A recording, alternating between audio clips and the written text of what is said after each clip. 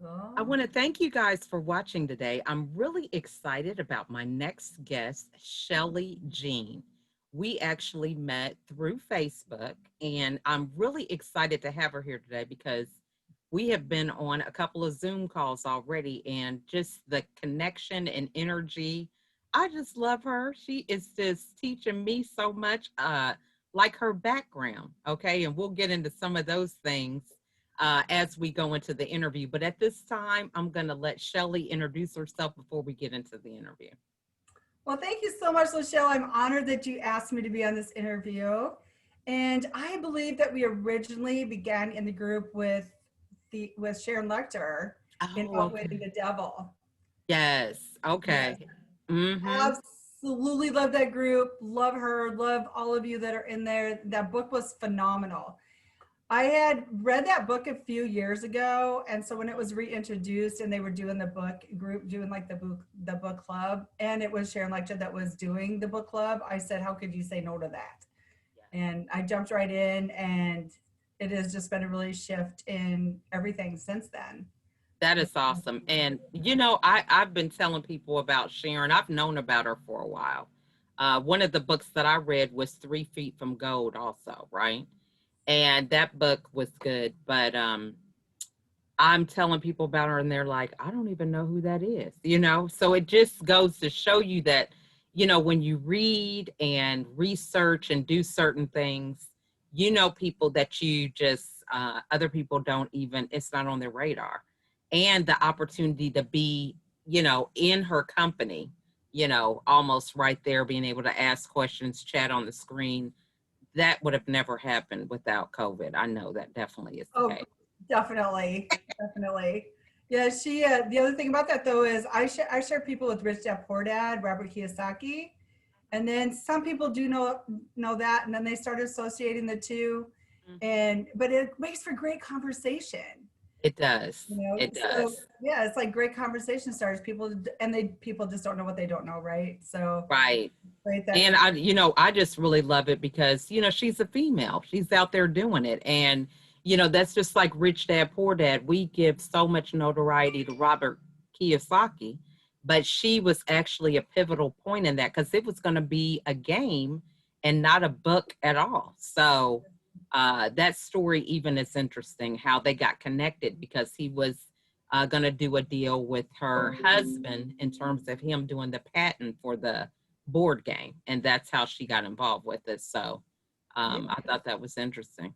Yeah, so I love that, and that kind of segues into, a lot of things that we've even been talking about is that when you hear things like this, or you, like I said, read, or you start paying attention to what mentors are saying, and you're open to receiving, things start shifting, and other people start coming into your in around you, or in your network, Mhm. and it just starts expanding and growing and exploding, and it is really a lot of fun. And that's when I really plug into it, or not plug into, or say that is being grateful for that, Yeah, that happened, and I say, wow, thank you God that happened, because otherwise it wouldn't have happened. And then I so say, true. yeah, and then I say too, I say, okay, so what is it from this experience that you're teaching me? Because I firmly believe that too, that everything that happens in life is for a reason, and if not for a season, people come and go too for reasons and seasons. Mhm. And so with that, if you'd like, I can jump into my story. Absolutely. We Okay. are all ears. Okay. So 9 years ago, I have three. Well, first of all, my name is Shelly Jean, and thank you. And I am 60 years old, and I Don't have believe it. Haven't seen the driver's license or birth certificate, but go ahead. just gonna pull those out today. And I have three children. My oldest one, he would have been 39 this year. My second one just turned 38. My daughter turned 36. My 38-year-old son is married, and I have two beautiful little grandbabies from him, both boys. One's 1 and one is 3. And my daughter has a beautiful 7-year-old. And I live with her and my 7-year-old grandson, and I absolutely love it. And that's been a great setup for us. And um, not that I don't, and I love what she does because she is mom. And so I get to play the Grammy part, and I'm not the ruler of discipline or anything like that. And she doesn't just dump him off on me to babysit, or, she's very considerate. She'll ask, if she, is requesting babysitting time, and, it's just really, really great things. And and so even to get to this point, though 9 years ago, my oldest one had, what, well, I'll back up just a little before I get into that piece. So when my son was 18 years old, my oldest, my firstborn, he was actually helping one of his friends. He was working for his friend, and my son was a painter. But at this particular time, they needed help cleaning up the debris off of an apartment complex. And so my son went on top of the roof, and him and his buddy were throwing things off the roof while there was a log that had a nail in it, and it hooked my son's arm, and it threw him over the edge of the building. And he fell on a retaining wall and instantly paralyzed him from his nipples down. So that began a journey, obviously, of just so many unknowns and just so many different things. And, through everything, that he was just such a powerhouse. And we'll get into that in a little bit as well. Anyway, so when the day before his 30th birthday, he had passed away from kidney failure. And it was the same kind of situation where Christopher Reeves, with all the great care in the world that Christopher Reeves had bed sores. That they're called bed sores. They're actually ulcers that just happen with paraplegics and quads, because their blood flow is completely different. Their cells don't regenerate like ours do. And so things can really happen no matter how great care they have, things happen. And so that was what happened with my son, and I became his caretaker. And so not only was I his mom, his caretaker, but I was also full-time working. I was a wife. I was a mom to two other ones, and life literally happened. So he had died the day before his 30th birthday in 2010. My husband of then 20 years had left me just a few months earlier on Halloween with a girlfriend in our group of friends. And after my son had passed away, my daughter was pregnant with a baby girl, and she was suffering with nocturnal seizures. And so she was on some very heavy medication, and she had a very amazing team of doctors. But with all the stress and everything, she just miscarried. And so she lost her little baby girl. And then we found out that I had cancer, and I just went in for a wellness checkup. I cannot stress enough either how important it is just to go in for a wellness checkup. And that's exactly what I did. I went in, found out I had cancer, and had I not went in when I did, I would have been dead within a year. That's how aggressive the cancer was. And what's interesting though about that is that when I found out that I had cancer too, and just to give you a little idea of all this happened in an 8-month period of time. And my middle son was spending and serving time in prison for unintentional murder. So I'm trying to, work with my daughter, work with my son, and, dealing with my son's death, dealing with my husband leaving me. And there was just a lot of trauma that was involved in all that. And so I really couldn't catch my breath, and it really knocked me to my knees. And then a great pastor friend of mine had said to me, Shelly, you're just in a Job moment. And at this time too, I was also teaching 5th and 6th grade Sunday school. I was on the board of AA, working with Alcoholics Anonymous at our church. I was also involved we had a program every 3 months, we invited homeless people to come in and spend the weekends. And this was something too that my son, who passed away, loved to do and help me with. And so I was really involved really heavily into my church. And when my son died and all this happened, I said, wow, you know what, really?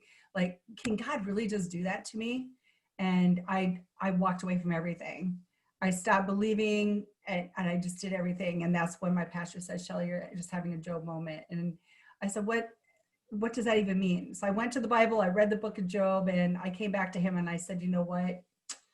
You're so wrong. I said, I don't believe in God like Job did. So Job deserved to have everything back with him. I said, I said, I can't believe that a good God would do everything like that, even to Job. I said, I don't believe that. And just, little by little, people started reaching out to me, and little by little, I started disconnecting myself from a lot of people too. And because I just had a lot of really toxic people in my life at that time too. And the positive people that were coming in were real, I could really feel a shift starting to happen. And the company that I'm now involved with, that was the force behind my Grandma's on a Mission name, was such a culture of people that really lifted me up and inspired me, and just really did help me to get one foot in front of the other and get myself out of bed and really just start moving life forward. And that's when I really truly believed that, when I found out, and really became to really receive that there is gratefulness in all the sadness and all the trauma and all the bad things, and that bad things do happen to good people. Because I thought too for a while that I was just a really bad person. I mean, therefore that's why things were happening to me. And I'm like, you know what, I deserve this. And I'm like, why do I deserve this? Like, I don't deserve this, so you start to get a shift in thinking, or not you, I did. I started to get a shift in thinking. And one of the things I did always have, but I just really didn't want to admit it, was that I did always see light. I always just see that there was, somehow I was going to get through this, and somehow there's going to be some opening. Somehow there's going to be some, epiphany that's going to happen. And it did. And I'm so grateful for that. And even as devastated as I was, that my husband had left me for, a friend in a group of friends. Had he not done that, I never would have been to the doctor to find out that I had cancer. Yeah. So Now, so what kind of cancer was it? And you said there were no signs of it at all, there or? was no signs. I was not sick. I was, I was feeling great. There was nothing wrong. I actually had met a guy, and I just wanted to make sure I was well. And that's how the whole thing even started. And that was the journey. But it was, I don't, honestly, I can't even remember the name of it, but the strange thing about this cancer, I can tell, and so those that are listening will probably know exactly what I'm talking about, but the cancers run the outside of all my female organs, which is really rare. And so that the doctor was just so baffled by that. And the more I thought about it, I thought, wow, you know what? It makes sense to me, because there was so much heartache and just so much sadness and just so much stuff going around my child, my first one, and being caretaker, and then having that ripped away from me too. I just felt like I really internalized everything, and just really took on this illness and all this guilt and all this pain from everything else. I really feel that was a big part of what even happened in starting this whole cancer journey. Wow. Now, That's so did you have to really go fun. through chemo and all that? No, and that was what was so amazing. This is why I'm so grateful, is they caught, as aggressive as it was, my doctor caught it in time and was able to go in, and they did a radical hysterectomy and appendectomy and did some lymph node cleaning. And the only thing I had to do was go back in every 6 months to check to make sure. And now I'm down to yearly visits. And I'm still very high risk for the cancer. I found this out last year when I went in for my physical, and she's just like, we'll just keep checking you. And so then I had my physical during COVID, and of course we had to cancel. So that's Right. that's next on my list to get done. So we're gonna get there. But Awesome. yeah. Yeah. Now, so, this is just great about the conversation, that we have with God, the thoughts in our head about, how could this really be happening? All these things at this time, and you feel like you had that ability to see the positive. But what do you think really was the catalyst to? I mean, all these things are external things that are out of your control. So how do you grasp, getting out of this cycle or this mindset or whatever? I mean, can you really pinpoint what happened, to transform that? I can. Like I said, my great friend just reached out to me in an email, and all he wanted to know is how I was doing. And I said, you don't want to know. And once he got together with me, he would talk to me of this company that he was involved with. And I said, you've got to be kidding me right now. Like, don't talk to me about anything like that. I can't even get out of bed, and you're talking to me about a company that you're in. And what being persistent though, and just saying, all he said to me was, you eat, right? And I said, well, duh, like, what a dumb question. And he's like, it is, you're right, it is a dumb question, but he's like, it's the best question. He's like, because what I have for you, he said, I know and I can promise you. And I'm going to make a disclaimer because he said it's not to treat, cure, or diagnose any disease, but he's like, I can promise it will help you get your energy back. And I was like, there's nothing that can do that. Not anything. I was like in such a deep depression that there was nothing, I didn't think anything was going to help. Mm-hmm. And that was just the beginning. And like I said, so just taking the products and really just started engaging in taking products, but it wasn't even about the products. Like I said, it was the culture of people that I really got to really start being involved with. They were just so positive and so uplifting, and nobody was judgmental. And, you know, I didn't have people, and when there's a death, especially of your child, Mm-hmm. it is obviously a very unbelievable experience, and it is really, and I totally understand that it's really challenging for others to be able to, you know, come up with the words to, you know, console, you know, Right. it's, and that's a hard place for your friends even. Mm-hmm. And so, and I felt bad for them, and so I'm like, Right. I'll be fine, you know, I'll be okay. And but what happened is I really realized, though, like I said, how toxic the people that were in my circle of friends. And so when I started really putting myself in a different place and in a different space, and just gave myself enough to be open to listening to what other people had to say, and how other people got through their challenges, and how other people got through, you know, their life stories, really shifted for me, because I didn't have that anywhere in my life. And because of that, then I started watching YouTube videos. I started listening to podcasts. I started reading more books. And I really just started diving into just really anything to keep my mind from going into that trauma, drama, feel sad, feel sorry for myself, depressed, woe is me, you know, and I could feel that, like I Mm-hmm. had every right to, for Mm-hmm. a minute. And Mm-hmm. if I decided, though, or not if I, when I decided that I didn't want to live like that anymore, and I really did want something different, I knew I had to make some major changes. And I actually sold everything in my house, and my daughter was going to move out with one of her friends here, and we live in Minnesota, Mm-hmm. In Minneapolis, a suburb of Minneapolis. Mm-hmm. And I was moving to Nashville, and everyone's like, what are you going to Nashville for? Well, it's far enough away from here. Right. You know, and there's no winter.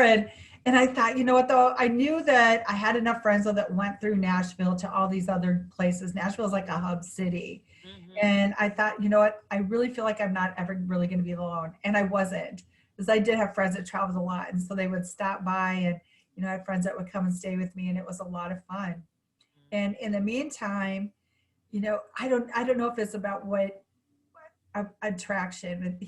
It's a really crazy kind of story too. So when I went to sell my house, my daughter's best friend, who's like a daughter to me too, they were at a party, Mm-hmm. and her boyfriend at that time too dived into a 4-foot swimming pool, and he had broke his neck, and it had paralyzed him from the neck down. And so he became a quad. And so the girls came to me, they're like, Mom, like, can you just let us rent the house? Because it was already wheelchair accessible, because my son had been in the wheelchair, and so everything was, Right. you know, accessible. So we decided that that would be a great, you know, outcome for them. And Mm-hmm. I told my kids, though, I said, you know, I said, this is still so new. And I said, you can't, I said, I'm telling you right now, it's going to be a challenge going from being a girlfriend to a caretaker. Oh Right. no, I can handle it, because she'd been around Jesse, you know, my son, for a long time. So she really did know, you know, what was going to happen, but she didn't really understand what it was going to be like, though, to be physically immersed in 24/7 full on care. And of course, I don't want to say I was right, but I was right. Right.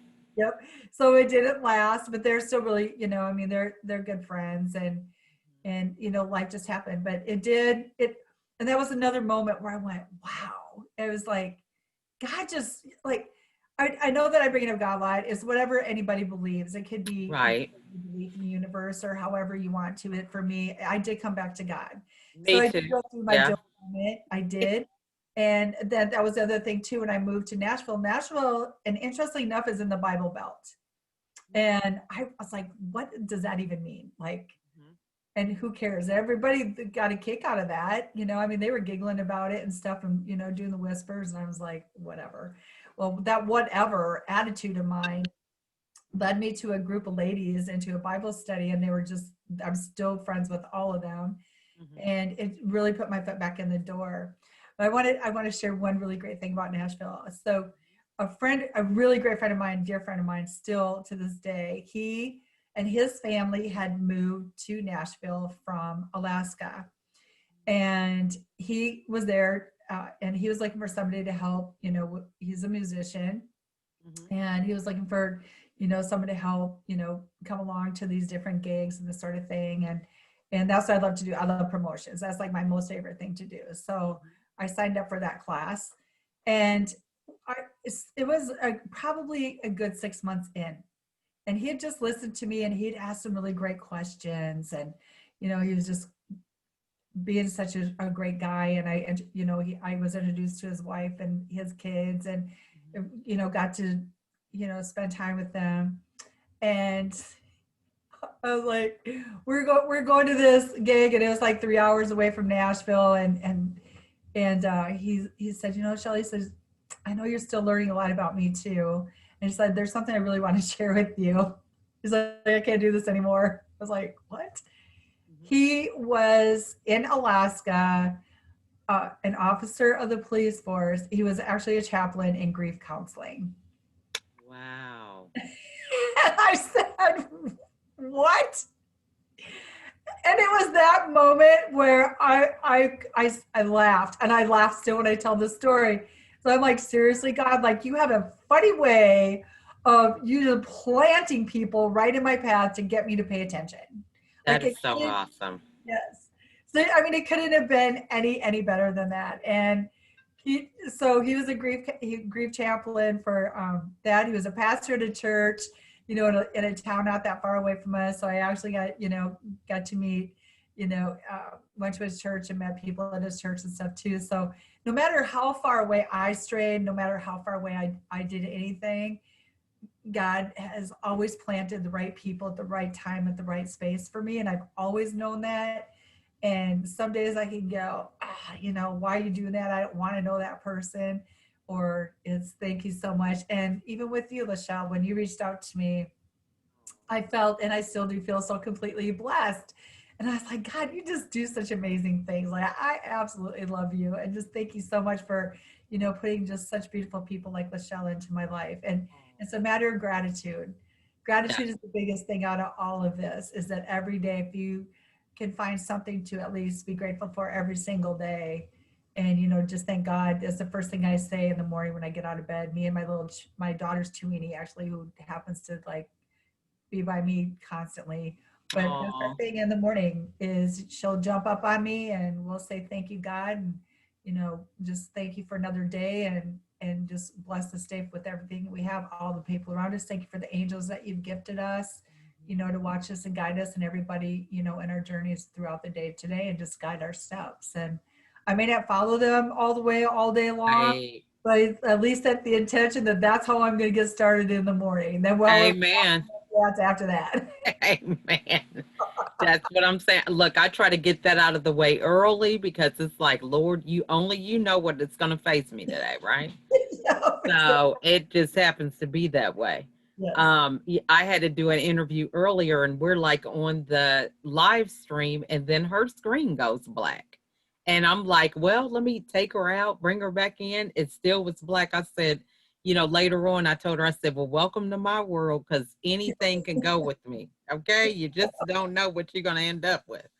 But that is so good about gratitude, because there's so many people right now. It may not be a loss of a son, but their identity is wrapped into the role that they're playing, the job they've had for 20 years, and now it's being eliminated, or family members they've lost during this time, and not even having the proper way to grieve, so to speak, because we couldn't have formal ceremonies and stuff. So for people right now who feel like, they just don't have any hope, they do feel depressed, what advice would you give them about moving forward from such a journey you've had so far? And that happened to us too. My aunt, my mom's sister. So my mom too is in a facility. My mom has dementia. And so we've been going through that too. We've not been able to, sit with her, and I'm used to going and seeing her every single day. And I've not been able to do that with her, and all my communications either through emails or through phone calls, that sort of thing. And my aunt had passed away in Sioux Falls, and we had to watch the service, from live. And my mom still doesn't know her sister passed away. And I don't even know if I'm ever even going to tell her. I don't know if it's even, possible to do that. I don't know if she'd even understand. But here's what I do know is that during all of this, like you said, what would it be? Is when you really, really have got to, and hopefully whoever that this is listening to and it lands on them, that it is very important. It is to do gratefuls. I know that sounds like so maybe insignificant to somebody, but there was a young lady on a news feed the other day, and she was really sad that other people, had more than she had, and this and that and other thing. And I said, you know what? I said, here's one great big key takeaway I've taken away in my life, is that you've always got to remember that somebody else is also praying for what we have. So we are already really blessed. Like if you have a roof over your head, or if you even have family, or even if you don't, there are places, there's always a solution. This is one thing I've always reminded of from my mentors in my circle of influence, is that there's always solutions. You can always give yourself an out, and it is always a decision. So there are so many things in my life too, like regardless of what I've been through, I just know it's not where I want to stay. It's not where I want to be. I don't want to be in that place where I can't even get out of bed, and I can't breathe, and life is just so woe is me. Like it's such a dark place. And when I didn't have anybody for a while though either. Like I said, I plugged into my company, and I was learning to be friends with other people. I, the best place for me though was YouTube. Like I was listening to Jim Rohn, I was listening to Tony Robbins, I was listening to all these really philosophical people that had, been where I was, or, knew people that were and moved forward. Wayne Dyer was another one. He's one of my favorites. I listened to him a lot.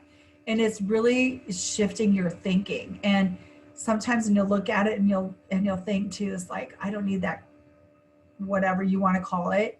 And some days I got really tired of it too. But I knew that if I didn't just keep going with it, that it really does help to rewire your brain. It really does help to break away from, keeping yourself in that addiction to drama, or that addiction to trauma. And there is another way, and it is the courage to, like the saying says, God grant me the serenity to accept the things I cannot change, the courage to change the things I can, and the wisdom to know the difference. That mantra has so helped me in so many ways, in so many areas of my life, and it just continued to keep moving forward. And another thing about that too is I went through a period of my life, you can ask my kids, are just like, oh my gosh, like everything was like, everything freaked me out, and it was like, don't even cross the street, or watch what you're doing, and don't talk to Right. kids. And like everything is like detrimental. And I still have my moments, and then my daughter will say, oh my gosh, mom, and I have to be like, what? It's like, exactly. So we get gentle reminders too from people that we love, that yeah, you're starting to go down that slippery slope right there, just Right. calm down, it's all good. So true. And I mean, I love the fact that, it is a practice. A lot of people, you think about it. I know in my case, it was 46 years that I was at this epiphany after my third hospitalization, to realize, you know what, I am not going on another 46 years like this, right? So you're going to make a change, but this is something that's been ingrained in you for 46 years, and it's not just going to go away overnight. So a lot of people think, oh, I'm going to get a coach or a mentor, talk to a therapist, and this is just going to get worked out. So talk to them about, what it takes to maintain it. I was listening to somebody one time that said, even the whole thing of motherhood, anybody can be a mom, can have a child, but to be a mother is another thing, right? Because Yes. it's all about the journey. So talk You to should us. know how many kids do you have? No, that's right. Right. I'm lucky to still Phyllis, be sane, yeah. right? Oh, she's my hero. Believe me. Nothing but God, okay? I take no credit. But yeah. So yeah, so somebody who's going through that and they think, it can just happen easily just because they have the mind to want things to change. What would you say? It's not easy. It is hard work. Like I said, there are days where I'll really I'll slide backwards, Mhm. and I will go back to my old self. But here's the one thing I do know is that now I'm more aware of it though. So when I go there, it only lasts for a little bit. Like it could be 5 minutes, 10 minutes, or even an hour, but it's not for days at a time like it used to be. So there's a major shift. And then what I have to do too is, and then my days too is I'll just have to, I just have to take a break. Like Yeah. I'll go take a nap. I'll just shut down. That still happens. But then when I wake Yeah. up though, I'm refreshed. I'm like, okay, let's revisit this. Let's rethink this. What can I do differently to, change the situation? Mhm. And that's exactly what I've had to do. And again, and the people say, or my son, he's like, oh my gosh, you're going to school again, you're like, so all you do is study and you're always learning. And I said, yeah, I am. Right. What else do I have to do? Am I gonna like sit and watch funky TV all day, or listen to So the true. yeah, or listen to this news that is just not even news anymore? And Right. this is no. I said I would rather be learning and absorbing, and at least, and even if okay, so here's the thing. So even if my brain cannot absorb it all, because I do have those moments, and we go through Right. changes, Yeah. we know exactly what I'm talking about. Do Absolutely. it anyway. Just Yeah. because sooner So or true. later something's gonna go. Oh, yeah, I don't have to do that. Like, Right. and the words too. Words is another one. I'm hearing myself saying have to. I don't have to do anything. It is a decision, and it's what I want to do. And it's, you know, um, you ask the question too, is how does this benefit you, and how would it benefit somebody else? So like I love helping other people. And even helping can be the word. It can be how can I assist you, or how can I change that? What kind of solution? What is it that you're looking for? If somebody gives you the question, I don't know. Well, my favorite thing to come back with is, well, if you did know, what would that be? I even do it to my 7-year-old all the time. And he's like, oh, Grammy, you know? And it's true. We really all do know what we really, really want. It's really just tapping into that and not being afraid of what other people think. Because I have lived and breathed that too for 9 years. Because again, when I lost everything, I took everything so personally, and I took on so much guilt that I felt everything was my responsibility. Everything was my fault. So why would anybody want to listen to me? Like who would want anything to do with me? I have a son that died. I have a son that's in prison, and I have a daughter who, it has to be on a certain drug to get through. She was very, it was all prescribed and all that, but still, it Right. was like, and I have all my friends over here, other friends saying, oh, my kids are going to college and they're doing this. And then I'm like, I have nothing good to say. I'm not saying anything. Right. And that's when I had to really make a decision to, like, that's not fair. That's not right. Cause you know what? My kids have really gone through a lot too. They too lost their brother. They had their mom had cancer. They lost their stepdad to, their friends, and their dad actually had passed away too a few years ago. So it's not about me, Yeah. although there is, obviously things about me, but what about my family? What about my kids? And what about those people that are beyond that? They deserve, to have I love them. They deserve to know that I'm there for them too. And the greatest thing about, even when I was going through my, moving to Nashville and all that, my daughter knew at that time that I really required that time to heal. And like you said earlier, Lachelle, I did lose my identity. Like I wasn't a wife anymore. I had lost my son. I wasn't a mom to him, and I lost being a caretaker. Like my life was always filled with, like, it was so crazy that I would sit down with a remote in my hand at the end of the day, and I wouldn't even get through 5 minutes of TV, and I'd wake up and the remote would be in my hand, and it was like the joke in our family. Like, I didn't even watch TV. I was just sitting down like, you So know, true. yeah. So true. So it took a long time to, what am I doing to fill up my days with? Right. That's what it was. Oh, and you know what? And then get yourself to.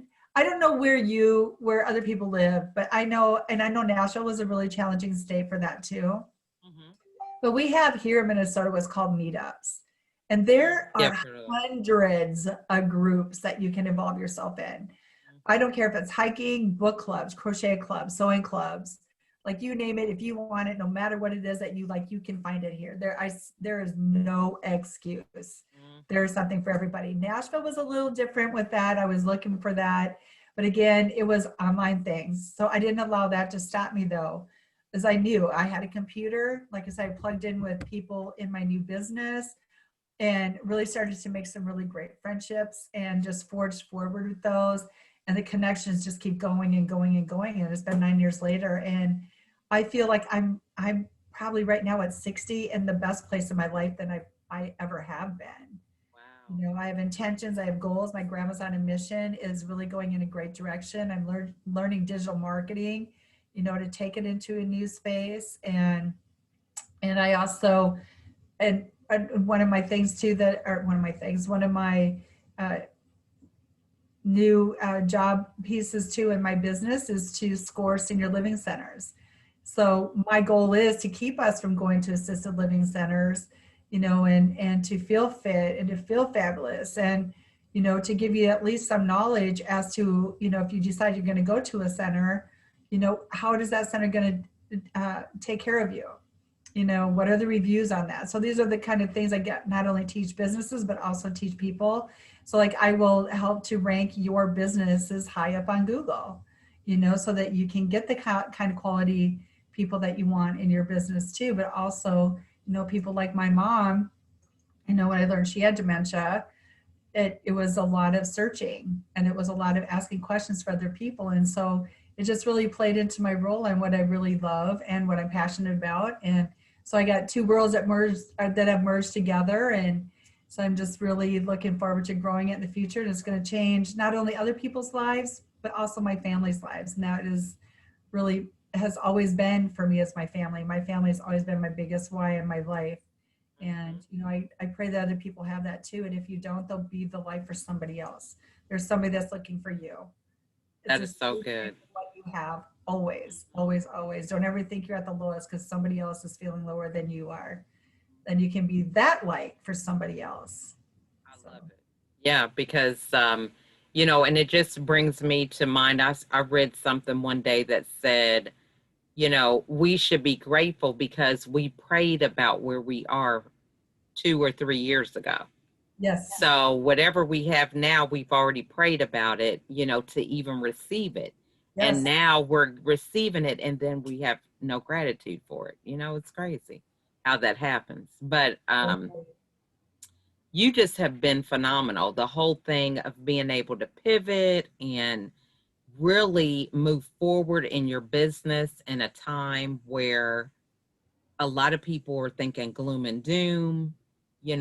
What is tomorrow going to be like? So much uncertainty, and your energy and poise. I mean, it's just amazing to even hear the story that you have been through. It's just awesome. And it's such an inspiration for people.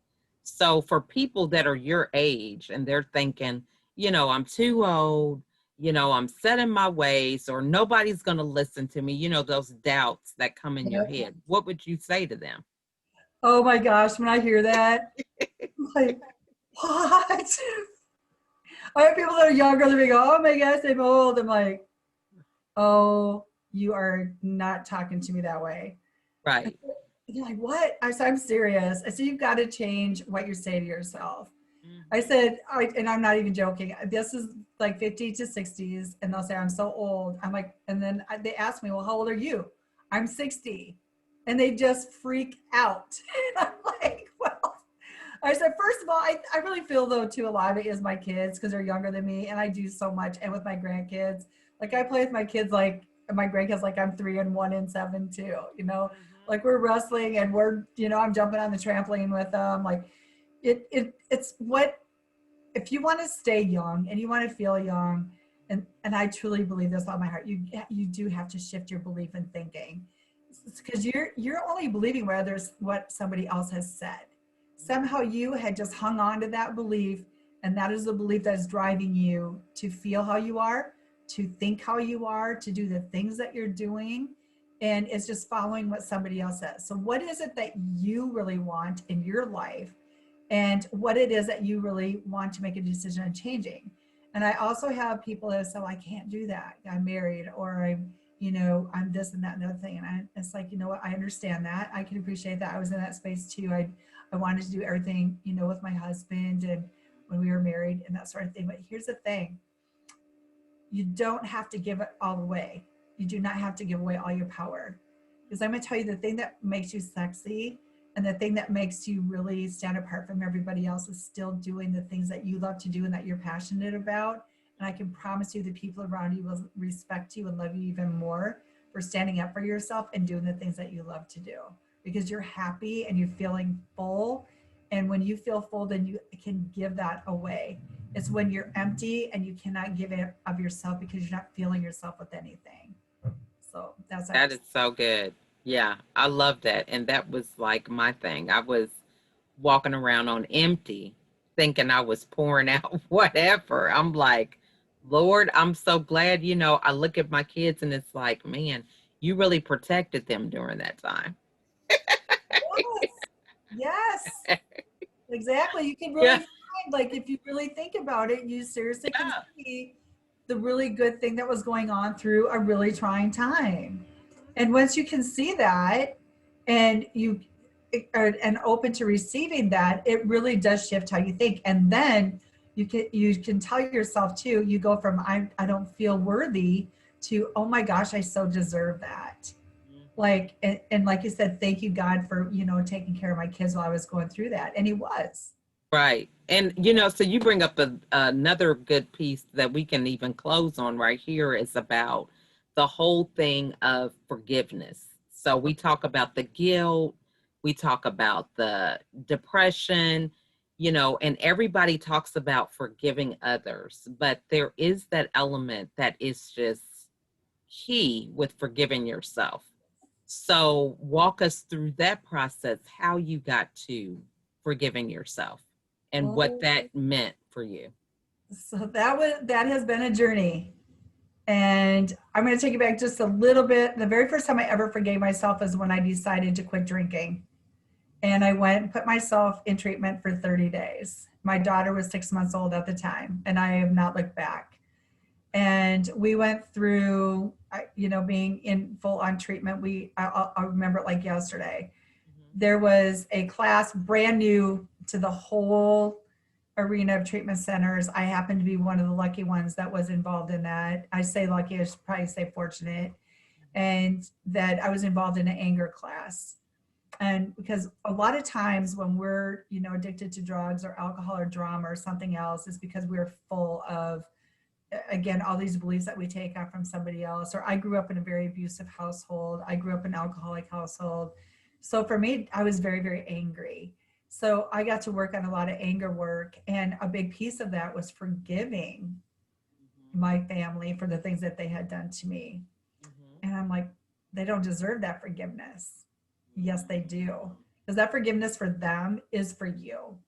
Because once you let go of that, and you can step into a new day, into a new minute. And that's why we talk about one day at a time.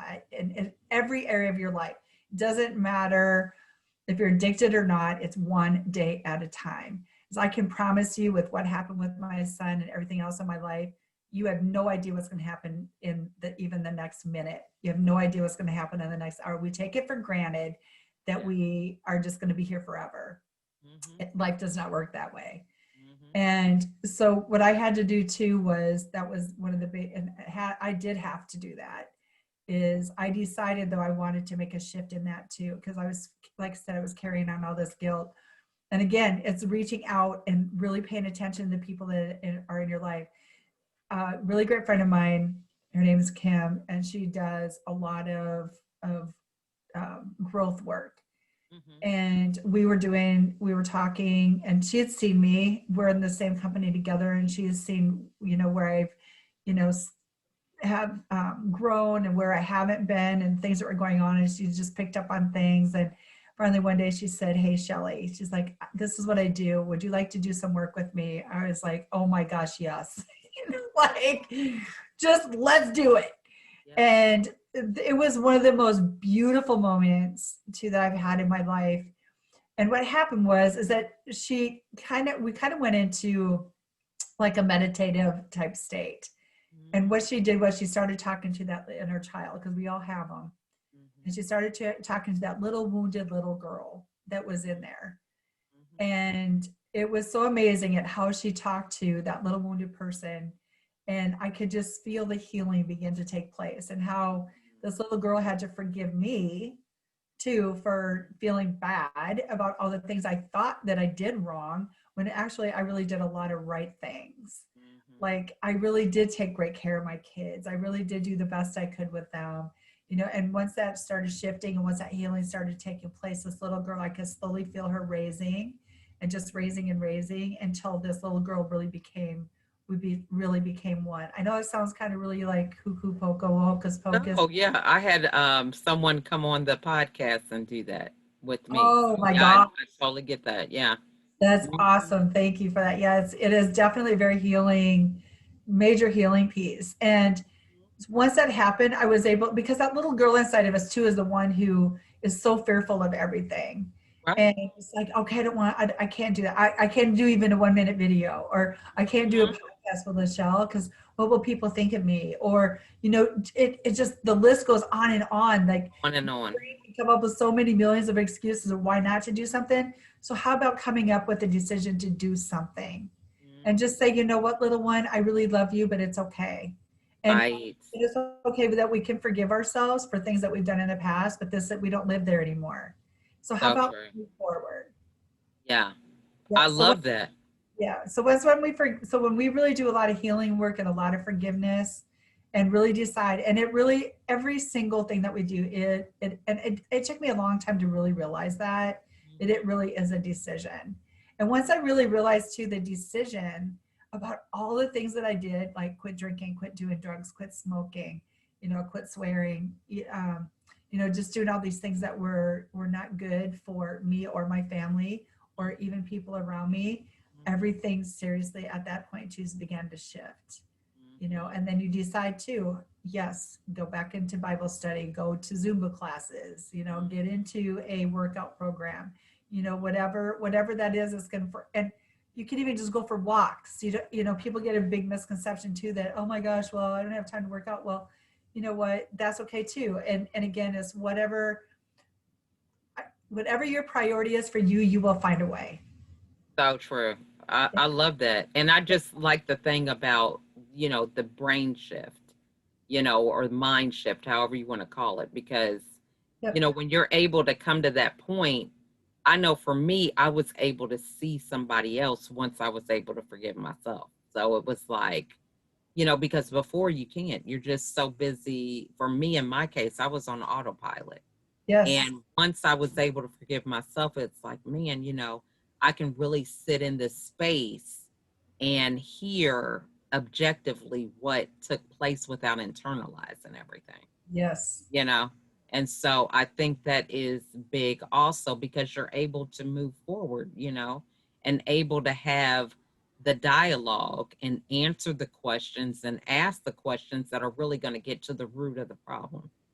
Exactly. And Mm-hmm. sometimes too, you don't even know what that is. Like, our beliefs sometimes are so buried so deep, like you don't even know what questions you Yeah. ask yourself. So that was another big thing too, is like when you're listening, I'm really big on groups too. Like, I love group meetings, Mhm. because there's going to be somebody that's going to say something and it's going to strike something with you Yeah. and resonate with you, and all of a sudden you're like, what did they just say? That's because that whatever that was that resonated with you, that is you. Like that's the very thing that you want to change or shift or say, oh my gosh, I can, and if that person can, I can do that too.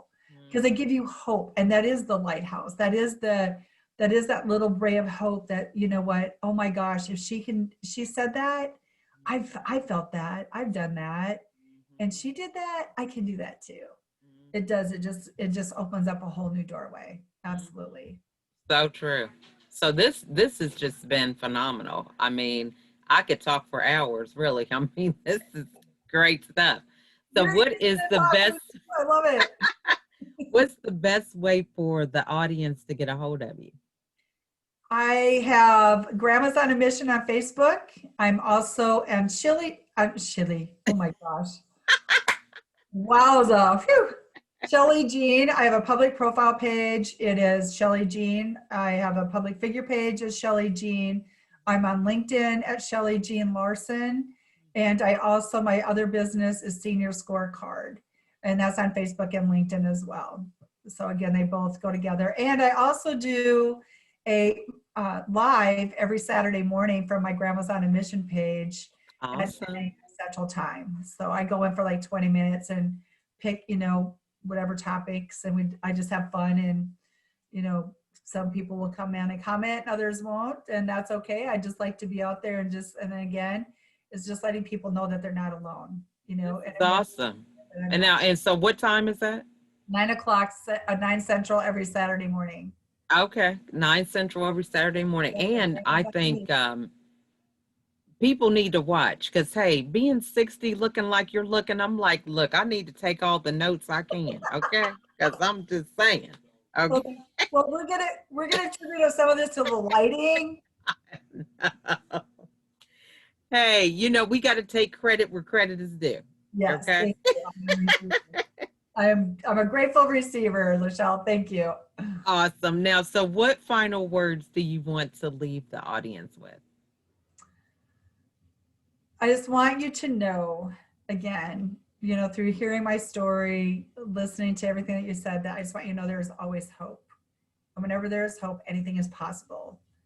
And if you are ever feeling that there is nothing left and that you just feel like you're at the end, you're not. And again, just you get to take every ounce of your energy.